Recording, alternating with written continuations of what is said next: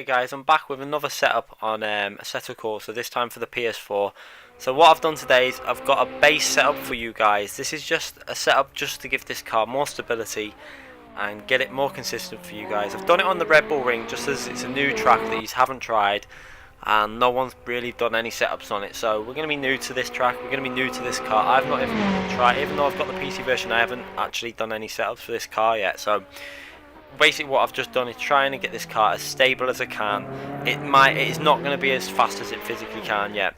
This is just a setup to get the car where we want it as a base tune, just to get the car handling better, smoother on the acceleration, smoother on the turning, trying to stabilise the rear end slightly, because the setup is quite a strange default setup. It's got quite a loose rear end. When you look at the setup, it did need some changes in my view. Some people may like the car like that, but I felt it needed changes.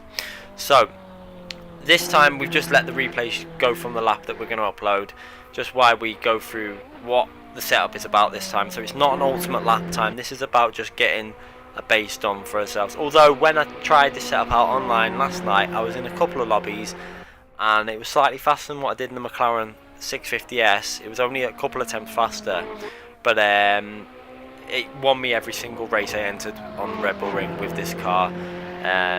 It won by quite a margin as well, to be fair. So what I'm going to do is I'm going to go through the setup now briefly with yourselves, and we'll go through the basic changes. Okay, so we're going to briefly go very quickly through this. Initial changes were made to the brake balance because the brake balance was set completely wrong in my view. Default downforce feels okay. That is an okay base setup to work on for most tracks. You can then adjust it per track, etc. 1060 on the differential feels okay as a base start off point. We ran the traction control on the weakest setting, although you can run it off completely. It feels pretty much the same, not much difference, just a little bit more consistent with it on its weakest setting. We changed the anti-roll bars as well, as you'll see. We changed quite a few other bits, but I'm just going to talk about the anti-roll bars because the anti-roll bars were set completely wrong in my view. We swapped them completely round. On with the dampers, we also changed some settings there, so make sure you take them down. We basically just tried to stabilize the rear. So what I'm going to do now is I'm going to go through the lap and point out some braking points to yourselves and go through a quick basic guide. Okay, so we're going to start the lap looking out for the 100-yard board on the left, where we're going to brake down into third gear, as you see now, just before the 100-yard board, braking down into third gear, pushing the car wide so we decrease the angle, and then using some of the curb on the exit. Just be careful not to use too much of that curb on that exit, as you can disqualify your lap, especially in qualifying. In the race it lets you get away with slightly more, so just be aware of that for qualifying. Now we're going to look out for 100 again, braking just before it again, going down into second gear. I like to stay in second gear, not going down into first gear, so you can get a nice clean exit from that corner. As if you're in first gear, you can get a little bit of wheel spin, and I just prefer staying in second gear and getting a smoother exit. Going up into sixth gear now, we're going to look out for the braking point again, where we're going to brake just before the 100-yard board again on the left, going down into second gear.